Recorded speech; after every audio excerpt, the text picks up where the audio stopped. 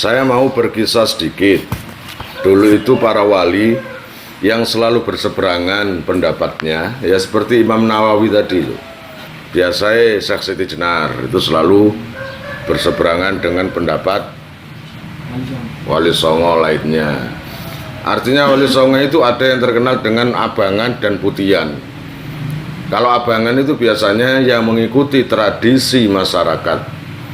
Katakanlah tradisi masyarakat ada melean, kalau ada orang meninggal melean sampai 7 hari, itu adat dari dulu. Dan itu kan diisi dengan mendem, mabuk, karambol, remian atau apapun ya. Yang abangan itu katanya, ini bukan saya loh yang mengatakan abangan dan putihan. Wali itu semua sama, nggak ada abangan, nggak ada putihan, semuanya sama. Karena tugasnya itu masing-masing. Yang terkenal dengan abangan itulah yang mengikuti tradisi dan adat masyarakat setempat. Karena kalau dihilangkan langsung maka marah. Kalau sudah marah, kapan menerima Islam? Nggak mungkin. Islam kurang berarti. Buat apa kita masuk Islam kalau cuma gitu-gitu tok? Itu makanya lewat seni daripada Sunan Kalijogo, seni daripada sunan-sunan seperti Muryo, ya, maka tradisi itu akan diselaraskan dengan hal-hal yang bagus yang tidak berseberangan dengan Al-Quran. Deroan lho, apa eleke? Deroan, berkunjung ke rumah teman, kemudian saling ngobrol, nggak dilarang kok. Cuma kalau kamu ngobrol yang urusan duniawi nggak bagus kan?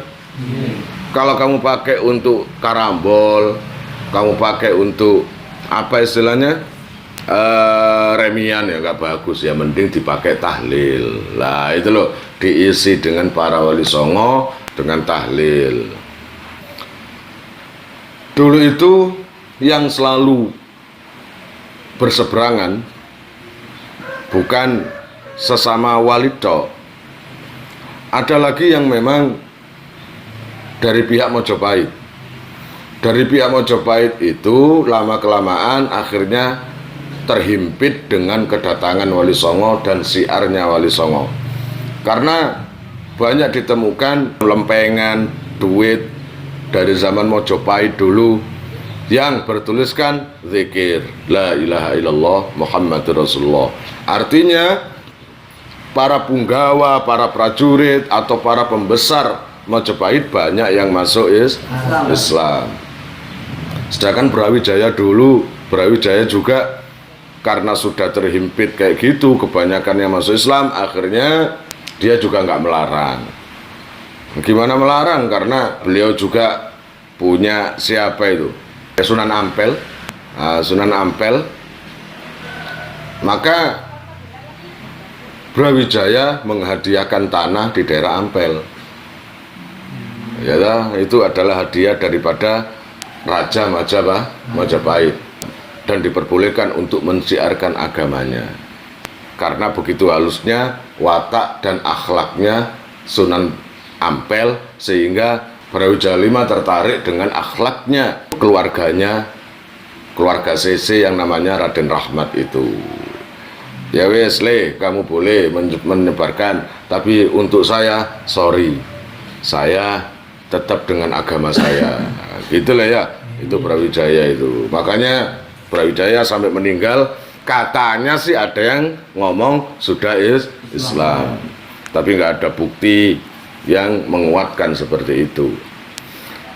Dan ketika mungkin kalau nggak salah Brawijaya keberapa itu terjadi pertempuran antara pihak Wali Songo dengan Mojopahit. Ini adalah awal atau masa-masa jatuhnya Mojopahit. Pertempuran itu sangat luar biasa karena di dalam pertempuran dari pihak para wali itu ada sosok bernama Kiai Usman Haji atau Sunan Ngudung. Beliau adalah seorang patih atau senopati yang pilih tanding, sangat luar biasa kesaktiannya. Kiai Usman Haji atau Sunan Ngudung ikut tempur ikut tempur yang pertama kali dan berhadapan dengan Adipati Terung itu. Karena sangat sakti, maka Kiai Usman Haji tadi wafat. Berarti lah saking sakti ini Kiai Adipati Terung iku mangga. Saking sakti ini. Nah, setelah meninggal baru diganti oleh anaknya. Kiai Usman Haji itu punya anak namanya Ja'far Shadiq, yaitu Sunan Kudus. Nah, setelah terjadi perperangan, nah makanya saya bilang di antara Wali Songo yang paling sakti adalah 2 orang. Ingat kira-kira siapa? Sunan Kudus dan Sunan Muria. Saya ada tanya, masa sih yang paling sakti 2 orang? 2 orang itu. Artinya kan begini pertanyaannya, kemana itu Sunan Ampel? Kemana itu Sunan Bonang? Kemana itu Sunan Kalijogo? Kemana itu Syekh Siti Jenar? Masa kalah dengan 2 orang itu? Gimana sih? Yang saya bahas itu kesaktian, bukan keimanan. Paham? Kalau sakti itu urusannya apa? Tawur, perang, ya. Lah kalau sunan-sunan seperti yang senior-senior, Sunan Ampel, Sunan Bonang, itu bukan urusan perang, tapi keimanan. Makanya beliau itu keimanannya di atas Sunan Kudus dan Sunan Muria. Sunan Kudus dan Sunan Muria itu imannya makrifat.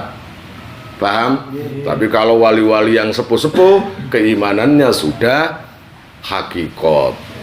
Lah dari peperangan itu saya singkat, akhirnya perang yang terakhir yang bisa menjatuhkan Majapahit itu dipimpin langsung oleh Sunan Kudus dan Sunan Muria, Sunan Gunung Jati.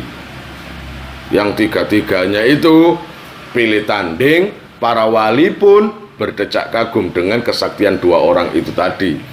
Ngapain Sunan Bonang tua-tua perang? Ngapain? Siapa lagi yang tua? Sunan Bujagung? Atau Sunan siapa lagi? Sepuh-sepuh kok perang? Ya enggak, ngatur strategi gitu aja. Adapun yang turun di medan perang, yang muda-muda, yang pemberani-pemberani, yang punya ajian-ajian itu. Makanya ketika berhadapan langsung dengan pihak Majapahit yang ribuan, ya, Sunan Kudus menggunakan baju Ontokusumonya, Sunan Gunung Jati menggunakan cincinnya, kemudian Sunan Giri nggak pakai perang, menggunakan keris kolomunyengnya. Gimana enggak kolomunyeng? Bismillahirrahmanirrahim, dilemparkan, das, terbang, terbang, kemudian jadi banyak. Lah orang lihat keris terbang terus menuju ke dirinya kan takut, lari. Katakanlah pasukan Majapahit ada yang sana ke kanan, ada yang tengah, ada yang kiri, ada yang daerah sana. Nah, kata Sunan Kudus, saya bagian sana. Ya wis, Kang, sampean bagian sana. Sunan Giri, luar kerisnya, Bismillahirrahmanirrahim, keris kolomunyeng tadi. Sunan Giri pakai keris, jalan terus sendiri, terbang sendiri. Bahkan ada yang mengatakan menjadi pulpen banyak itu, pulpen tutul yang lincip-lincip. Ya medeni itu, berdoa mancep nang batuk ya apa. Gimana tung ya no tembak-tembakan sing arek cilik cetes nemplek ya. Gak gitu, ini mono keris iki mono, paham? Tuh, sampai sekarang katanya keris kolomunyeng itu masih ada. Ayo coba cekelan, iso mumbul enggak? Nah, itu pertanyaannya. Saya kan sudah bilang, bukan keris itu yang punya karomah, yang punya kesaktian, tapi yang pegang itu loh.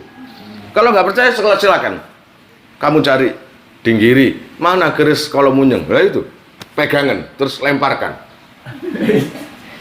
kembali nang batukmu kan, tweet tok gitu. Yang punya keramat itu yang megang itu Sunan Girinya karena cinta dan dicintai Allah. Kemudian Sunan Gunung Jati, ya wis aku bagian tengah Kang, ya wis copot, set. Bismillahirrahmanirrahim, muncul pasukan banyak.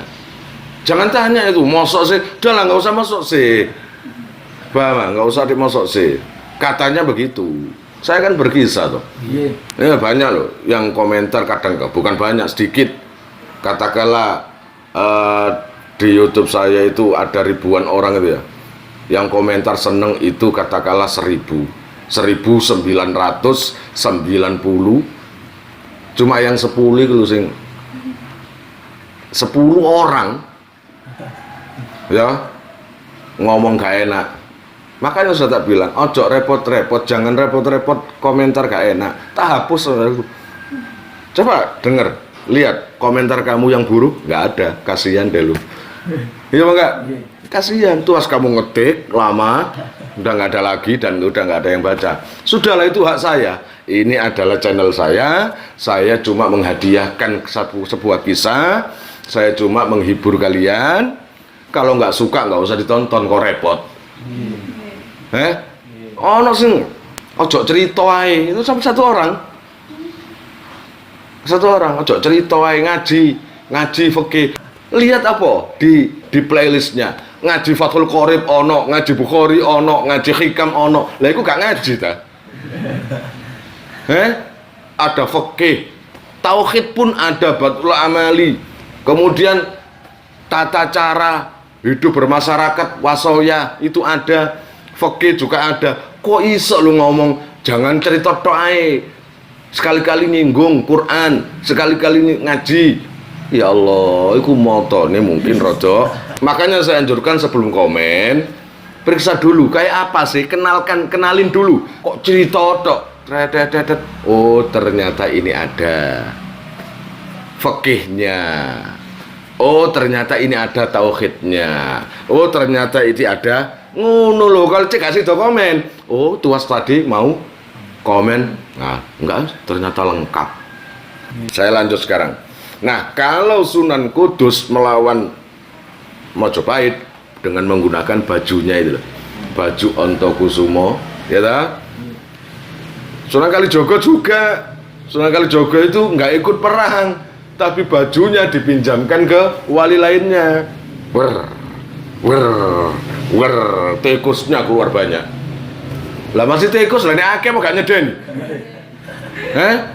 Kata pasukan Mojopahit, apa? Pasukan lah? Enggak, tikus. Tikus. Lah nek kakimu digerigiti ya apa? Ya takut kalau banyak. Kemudian bukan tikus, yang keluar lebah, tawon. Lah nek dintup ya apa? Makanya jangan heran dulu pasukan Mojopahit kaya wong diantemi wong sak kampung raine. Bendol kabeh. Ya, bengkak semua karena dientup tawon yang keluar dari baju Ontokusumo tadi. Makanya pihak Mojopahit marit. Akhirnya pihak Wali Songo dimenangkan oleh Wali Songo.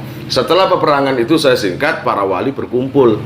Gimana kalau kita mendirikan kerajaan sendiri, yaitu yang berlandaskan Islam. Bagus. Sunan lain itu setuju, termasuk Sunan Ampel juga setuju. Untuk penyerbuan ke Ampel pun, ke Mojopahit pun sebenarnya banyak yang khilaf itu. Sunan Ampel nggak setuju, jangan nyerbu Mojopahit. Sunan Kalijogo juga nggak setuju. Tapi kelompok-kelompok seperti Sunan Kudus, ya, ayo ae, wong jenenge arek enom dijak perang seneng, kaya arek bonek nono tawur ya apa? Seneng nggak? Seneng. Apa? Satu nyali. Apa jenenge? Salam satu nyaliwan. Talam. Salam. Oh, salam satu nyali wani. Salam satu nyali satu wani. Jenenge bonek Surabaya itu jangan berani tawur tok. Berani mengatur masyarakat, berani menghadapi masyarakat jika ada kemungkaran. Ayo, tandang bonek ngono. Kenapa nggak niru bonek ketika perang 10 November arek-arek Surabaya? Para kiai mencari bonek, mana bonek? Datang semua, saya yai jangan maju, saya sendiri yang maju nanti. Saya yang di depan. Saya akan menjadi garda depan para kiai. Iku lho bonek asline. Hah? Iku asluhu bonek ya tahun 45 itu. Sekarang ada cuma mungkin tersusupi dengan orang-orang yang nggak punya tujuan. Tidak semuanya, ya bang enggak? Namanya bonek harus, ayo ngaji rek, ngaji, nanti, nang ampel, yo ayo, hari apa? Hari Minggu atau Sabtu, ayo, bruk 4 truk, wah, hijau semua, yo, pakai kaos hijau, pakai bendera ada buayanya itu, baju hijau, kok yo, mau kemana? Ngaji, yes, api ya, kopian putih, pakai seragam bonek, bismillahirrahmanirrahim, wah canggih itu. Tapi kalau dijak tawur rek nanti, wali kabeh. Ngono lho ojo nyasar nangis. Ngelak kentekan duit nangis. Ya opo, niku ojo sini-sini. Ojo. Dah saya singkat kisahnya. Akhirnya kesepakatan musyawarah para wali setuju untuk mendirikan kerajaan Islam dan semuanya memilih Raden Fatah untuk menjadi khalifah atau raja kerajaan Islam dan ibu kotanya di daerah Demak. Setelah sudah terjadi kerajaan, Raden Fatah sudah menjadi raja. Raden Fatah mengajak para wali musyawarah lagi. Kanjeng Kiai, gimana kalau kita mendirikan masjid sebagai satu ikon kejayaan Islam? Oh iya, nggak apa-apa Kang Mas. Ya udah, kita bangun. Kita tugas saja, kita bangun masjid ini secara singkat, yang besar. Oke. Makanya dulu saya ceritakan, Kanjeng Sunan Kudus sampean bagian kayu ini. Oh ya, Kanjeng Sunan Anu bagian ini. Ya, Sunan Kalijogo mendapat tugas mencari kayu untuk tiang Soko Tatal. Oh, itu akhirnya bertemu dengan ular dan kodok dulu itu ya. Untalen maksudnya, uculono maksudnya. Itu salah satu kisah. Nah, setelah perang itu selesai, musyawarah lagi. Tadi pembangunan masjid.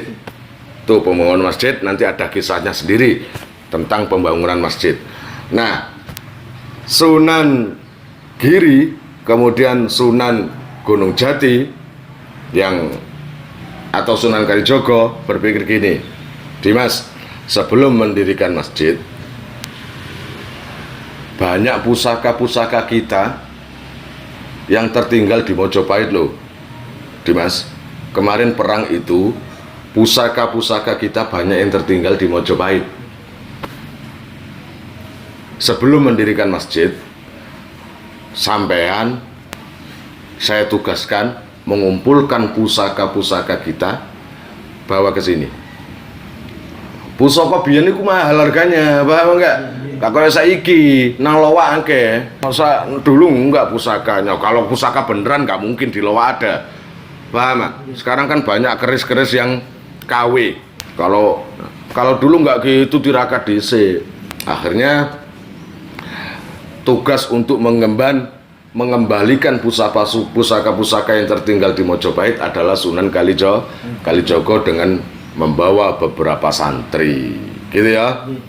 Di sana dikumpulkan, mana itu Bajo Kuntokusumo, mana itu kerisnya Kiai Ngudung, itu Islam. Akhirnya Kiai siapa itu Adipati Terung yang berhasil mengalahkan ayahnya Sunan Kudus, itu akhirnya Islam. Itu juga pusaka tombak itu ada.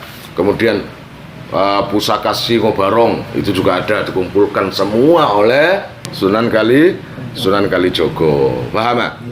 Setelah dibawa semuanya, banyak pusaka itu banyak, namanya para wali ya. Membawa itu nggak harus dengan membawa geledekan. Jenenge para wali, para sunan.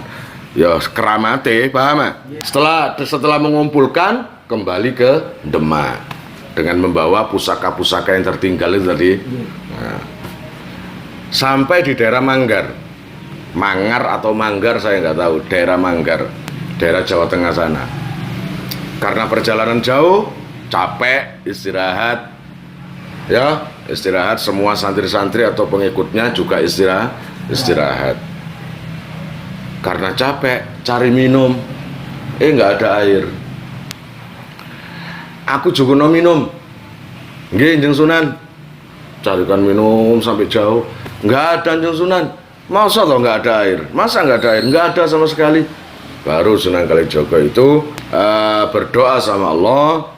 Tongkatnya itu ditancapkan di daerah situ, di daerah Manggar. Bismillahirrahmanirrahim. Ketika dibuka lagi, yang keluar itu bukan air, tapi api. Nah, makanya di sana itu ada Merapen, di daerah Manggarmas, Godong, Boyola, Grobogan. Daerah Grobogan, Jawa Tengah sana. Paham? Makanya sampai sekarang menjadi api abadi Merapen. Di Madura kan juga ada. Itu. Kalau di situ di Merapen, di Manggarmas tadi. Itu dulu ketika Asian Games kalau nggak salah nyumet obor itu pakai api itu. Sampai sekarang peninggalannya ada. Lah susah ketika Sunan Kalijaga minta air kok diberikan Allah api. Masa uang ngombe geni. Jeng Sunan, kok airnya nggak muncul? Ya sabar sih. Api udah matikan aja. Dimatikan nggak bisa mati. Matikan, dikasih air nggak bisa mati, malah membara. Jadi nggak bisa mati. Sampai detik ini nggak bisa mati. Sampai detik ini makanya menjadi objek wisata Merapen atau api abadi di daerah Manggarmas, Godong, Grobogan. Lah yo Jawa Tengah, kayak biyen Jawa Tengah tapi daerah nanti gak ro kon. Pokoknya daerah Indonesia. Nah itu. Ya kapan-kapan siapa tahu nanti kita ke sana. Mbok kapan wallahu alam. Nunggu ono sing ngejak. Nah, enak. Baru ngono mangan-mangan. Mosok jarono kari mangan. Gak lucu. Dah setelah api itu enggak semakin haus. Sunan Kalijaga dengan santri-santrinya semakin haus. Akhirnya milih lain tempat, nancepkan tongkatnya lagi, baru mengeluarkan air yang sangat bening. Sekarang ini dinamakan sendang dudo. Gitu? Itu kalau daerah sana ada sendang dudo. Gitu ya. Dudo itu maksudnya apa sih? Lawis tahu rabi sih melanang. Enggak tahu itu aslinya seperti apa. Apa masalahnya kok diarani sendang dudo? Kalau Merapen tadi pantas Merapen berarti api. Kayak daerahmu Merapen memang perapian dulu. Paham? Suka mengelilingi api dan bernyanyi-nyanyi zaman dulu. Makanya kesebut Merapen. Kalau yang di Manggar sana Merapen, api abadi. Itu adalah petilasan peninggalan Sunan Kalijaga. Itu Merapen namanya. Kemudian yang kedua menancapkan keluar air yang bening, namanya sendang dudo. Baru semuanya minum di situ. Sangat bening sekali. Ya wis, sudah minum semua, sudah Njeng Sunan. Ayo kita teruskan ke Demak. Semuanya sudah nunggu. Para wali-wali songo sudah nunggu. Kalimat para wali songo bukan berarti Sunan Kudus dulu, Sunan Kalijaga dulu ngomong para wali songo. Kata wali songo itu dulu nggak ada. Paham ya? Gitu loh. Orang-orang zamannya yang setelah Wali Songo itulah yang dengan sendirinya muncul nama Wali Songo. Katon Wali Songo kok ono grupe bareng ono pine. Kaya apa? Dan kelompok mana? Wali Songo. Oh, ini pinnya Wali Songo. Enggak gitu. Dulu enggak ada kayak gitu. Makanya ada istilah sampai Wali Songo periode pertama, Wali Songo periode kedua, Wali Songo periode ketiga, insya Allah sampai ketiga. Sebenarnya enggak seperti itu, tapi orangnya ada. Para wali-wali itu ada. Jangan kok sekarang saya mendengar kabar katanya Wali Songo itu cuma rekayasa daripada Belanda. Tidak semuanya seperti itu. Memang tokoh-tokoh Wali Songo itu ada. Paham gak? Adapun Belanda itu kan cuma mbomboni tok. Ya apa carane supaya orang itu nggak suka lagi sama Wali Songo, atau gimana caranya merusak Islam agar orang itu terlalu fanatik dengan Wali Songo akhirnya melupakan Allah. Itu loh.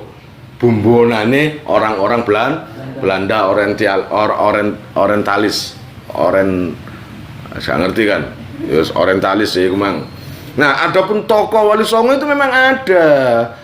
Kalau nggak ada ngapain ada petilasan-petilasan makamnya, peninggalan, bahkan buku-bukunya ada.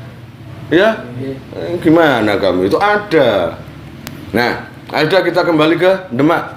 Akhirnya diusungi kabeh, diikat semuanya pusaka-pusaka yang dari Mojopahit tadi, lalu dikumpulkan lagi di Manggarmas itu, di Gerobokan itu dikumpulkan lagi. Ayo kita berangkat ke Demak.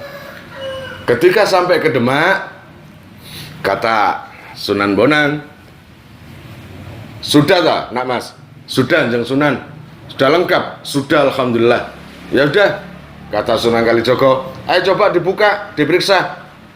Barangkali ada yang ketinggalan. Diperiksa. Kris, kalau munyeng, napa niki? Apa ini? Oh ya, kalau munyeng. Terus apa? Sebutkan semuanya. Ada. Ada. Pemukul gamelan, Kiai Simo. Oh ini dah. Oh ya. Ya sudah. Nah, setelah selesai, lengkap ya? Ya lengkap. Setelah santai, Sunan Kalijogo, ya Allah, ompak. Nah, ompak itu batu wungkul besar, ya toh? Mana ompak? Mana batu besar itu? Enggak ada, Anjeng Sunan. Wah, tadi padahal saya bawa itu dari Mojopahit. Berarti ketinggalan di Gerobokan, ketinggalan di Merapen itu. Ya sudah, Kanjeng Sunan, saya ambil. Enggak usah, biarin. Enggak usah. Gitu. Itu nanti ada gunanya. Nanti biar berguna. Ternyata memang benar. Ya, Sunan Kalijogo kalau mau bikin keris nyuruh Ki Supo. Paham ya? Nah, Ki Supo itu anaknya Supodrio. Itu tumenggung atau adipati di kerajaan Mojopahit yang sudah Islam. Ki Supo itu yang selalu ahli kerisnya Sunan Kalijogo. Gitu ya. Makanya kalau Supodrio dapat tugas, Dimas Supo, tolong bikinkan keris. Nggih. Nah, bikinnya ya di Merapen itu, untuk membakar besi pakai merapen, dan untuk mencucinya dengan air yang sendang duda itu tadi. Makanya berubah karena gara-gara dipakai bikin keris, sekarang sudah nggak bening lagi, agak kecoklatan, terkena besi yang panas ditancapkan ke situ. Keris-keris bikinan dari Empu Supo itu banyak atas suruhan Sunan Kalijogo. Ini yang lucu itu, Sunan Kalijogo itu pagi-pagi di depan rumah ada perempuan habis belanja. Mak, saking pundi mak? Dari mana mbak?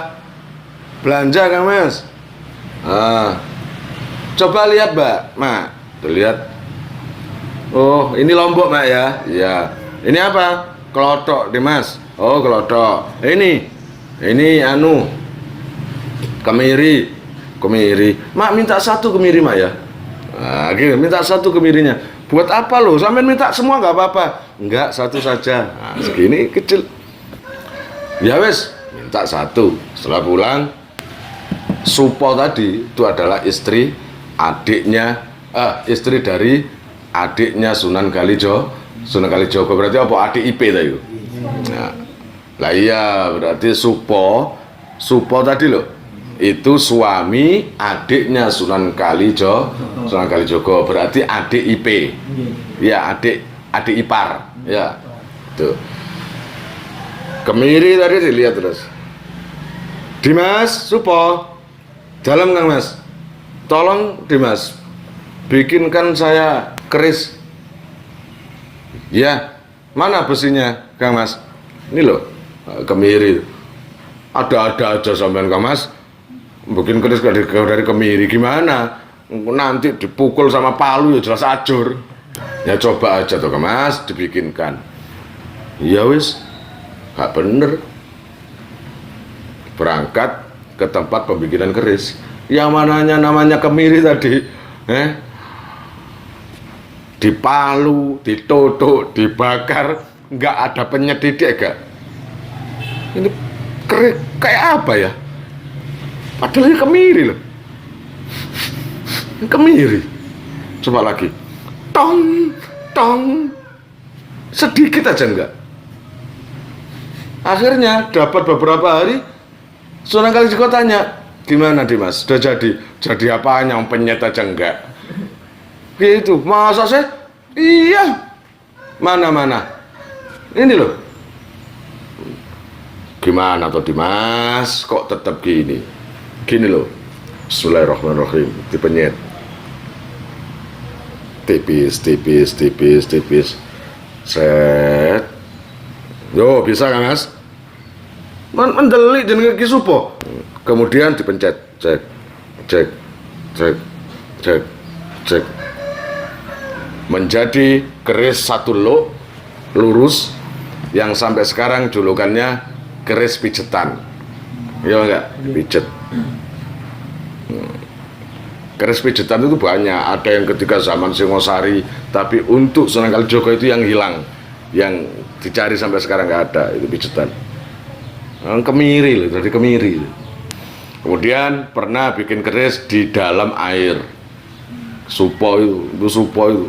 Mas, saya beli itu bikinkan keris, tapi bikinnya jangan di Merapen, bikinnya jangan di rumah. Lah di mana Kak Mas?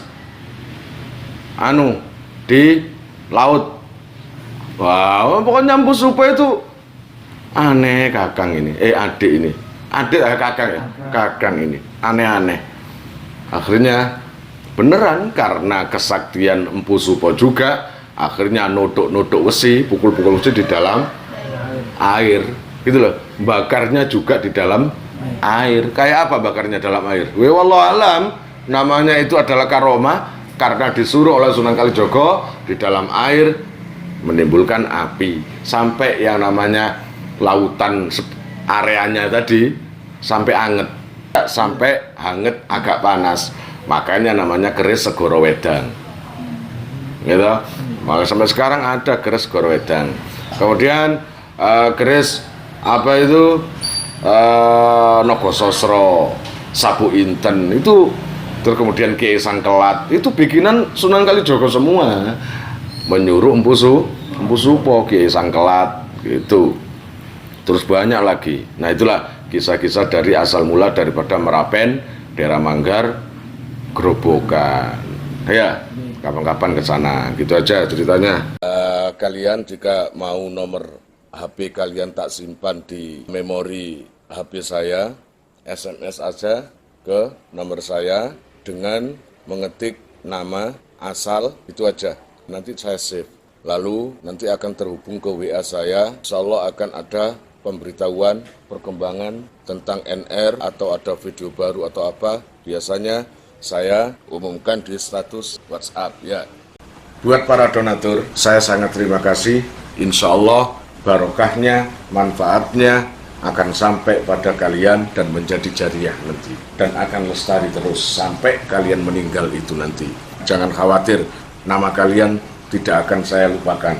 Betapa hati